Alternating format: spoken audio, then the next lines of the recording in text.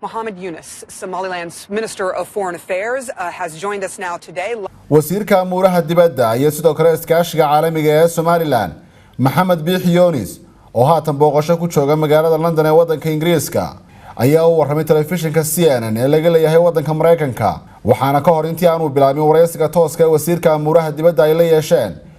ay ka horeysiyeen warbixin kooban oo ka hadlaysa taariikhda iyo sidoo kale waxyaabaha ka jira Somaliland waxaana telefishinka CNN uu diiradda saaray Soomaaliya waxa curyaamiyay deganaanshiyo la'aan iyo sidoo kale colaado kadib markii la afgambiyay dawladii kalitaliska ahayd Maxamed Siyaad Barre laakiin telefishinka CNN waxa uu tilmaamay in gobol ka mid ah dalkii Soomaaliya la isku oran jiray ay dhibaatadaasi iyo sidoo kale colaadahaasiba ay dhamaantoodba ka badbaadeen Somaliland waxay ahayd dal madax bannaan tan iyo markii ay burburtay dawladii dhexe ee Soomaaliya waxaana Soomaaliya inteeda kale ay ka goday sanadkii 1991 wixii intaasi ka dambeeyayna Somaliland waxay hirgelisay nidaam dimuqraadi ah waxaana Somaliland sidoo kale ay hirgelisay lacag u gaar ah waxa sidoo kale uu tilmaamay telefishinka CNN in dhaqaalaha ugu weyn ee Somaliland ay ku tiirsan tahay uu yahay dhoofinta xoolahaasi oo loo iibgeeyo sayladaha khaliijka Carabta dhaqaalaha Somaliland waxa uu sidoo kale ku tiirsan yahay dadka qurba joogga ee reer Somaliland ee dalka dibadiisa ku nool kuwaas oo lacag u soo dira dadka eheladooda ay ku sugan Somaliland inkastoo Somaliland ay madax banaaneeda kala soo laabatay Soomaaliya haddana sidaas awgeed beesha caalamku wali uma aqoonsanin dal madax bannaan intaasi kadibna waxa telefishinka CNN uu si toos ah u guda galay waraysi toos ah oo la yeeshay wasiirka amuraha dibadda iyo iskaashiga caalamiga ee Somaliland. Somaliland's Minister of Foreign Affairs has joined us now today live from our London studios. Thank you so much, sir, for being on the show today. We do want to talk to you about waxaan doonayaa inaad nooga waranto sababta ay muhiim ugu tahay Somaliland in aqoonsi caalami ah ay ka hesho beesha caalamka muxuu aqoonsigu muhiimad ugu fadhiyaa dadka reer Somaliland.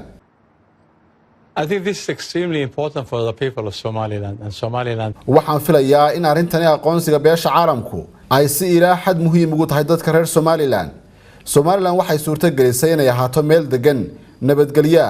isla markaasina xasilooni ay ka jirto waxaanu sidoo kale ka baxnay oo aanu fulinay dhammaan shuruudihii looga baahnaa qaran dimuqraadi ah oo madax bannaan waxaana xaqiiqdu ay tahay inay muhiim u tahay dunida iyo sidoo kale beesha caalamku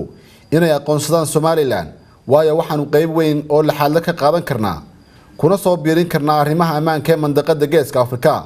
la dagaalanka burcadbadeeda iyo sidoo kale argagixisada Somaliland waxaana Somaliland ay qabsatay wax aad u la yaab leh sanadihii ay jirtay waxaana ay tustay dunida inteeda kale inay tahay dal qiimo leh oo kartiya sidoo kale horumar ku soo kordhin kara gobolka Geeska Afrika iyo sidoo kale qaaradda inteeda kale. But you are not a sovereign state. I do want to go back to something you talked about, piracy, militancy. A UN envoy did come to Somaliland last year, I believe, and it called it, quote, an island of relative peace and stability in an imika ma tihiin dal aqoonsi buuxa haysta laakiin waxaad tihiin maamul iskii u madax bannaan waxaan doonayaa inaan wax ka weydiiyo arrinta aad carabka ku dhufatay ee ku aadan arrimaha burcadbadeeda iyo sidoo kale xagjirnimada waxa sanadkii hore Somaliland yimi erga ka socota qaramada midoobay sida aan ka warhayana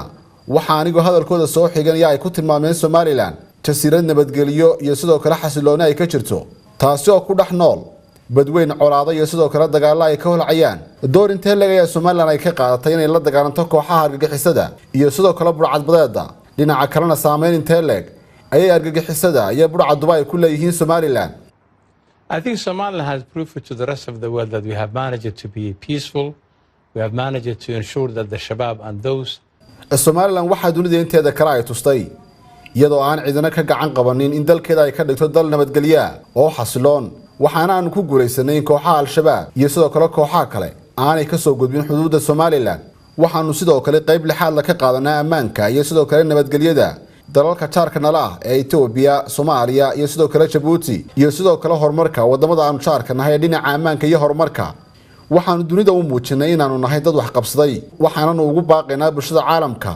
inay aqoonsadaan oo ixtiraamaan waxa dadka reer Somaliland ay qabsadeen waxaana hadda noo socda wada hadallo aanu la leenahay Soomaaliya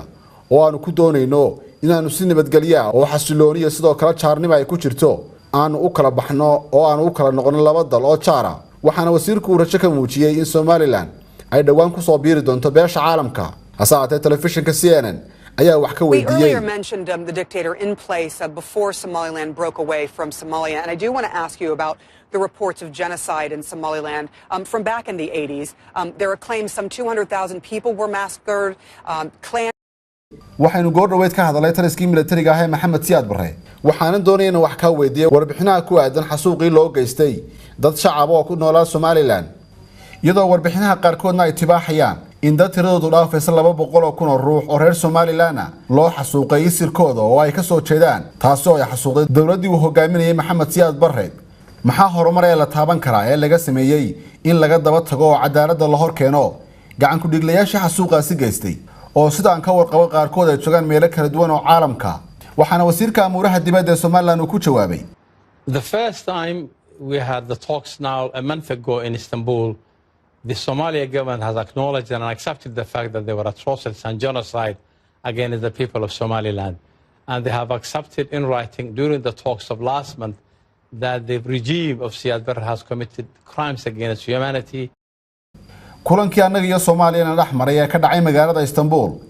dawladda Soomaaliya waxay qiratay oo ay aqbashay in xasuuqiyo sidoo kale tacadigii lagu sameeyay dadka reer Somaliland waxaana ay ku aqbaleen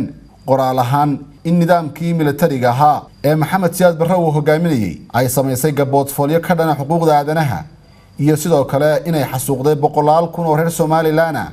waxaana suurtagal ah in dadkii amuurahaasi ka dambeeyay la soo taagi doono cadaaladda. Yes, a lot of people say the first step is the acceptance that it did happen. We thank you so much, Mohamed Yunus, Somaliland's Minister of Foreign Affairs, joining us live from London. We appreciate your time.